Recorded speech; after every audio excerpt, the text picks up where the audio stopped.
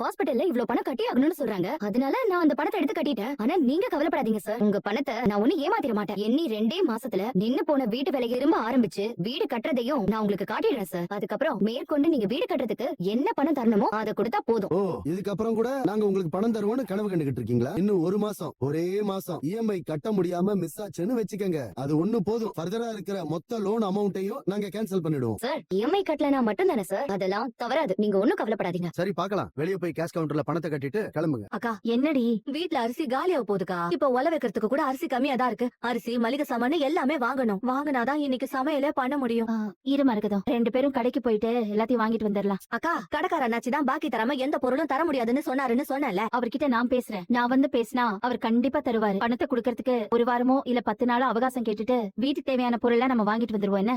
சரி இரு வரேன். சௌந்தர்யா, சௌந்தர்யா, ஏய் என்னம்மா? எப்ப பாரு போனை காதுல வச்சுட்டே இருக்க. என்னம்மா? சரி நீ வீட்டை பாத்துக்கோ. நாங்க கடை வரைக்கும் போயிட்டு வந்துருவோம். என்ன? சரி வா. சொல்லு திவா. என்ன பண்ற சோ? ஒண்ணும் இல்ல, நான் வீட்ல சும்மாதான் இருக்கேன். கூட யாரெல்லாம் இருக்காங்க?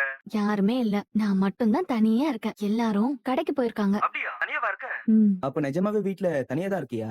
Hello, hi. ஏய் திவா. தீபாவே தான். என்ன நம்ப முடியலையா? ஐயோ திவா, உன்னை யார் இங்க நேர்ல வர சொன்னது? தயவு செஞ்சு போ திவா.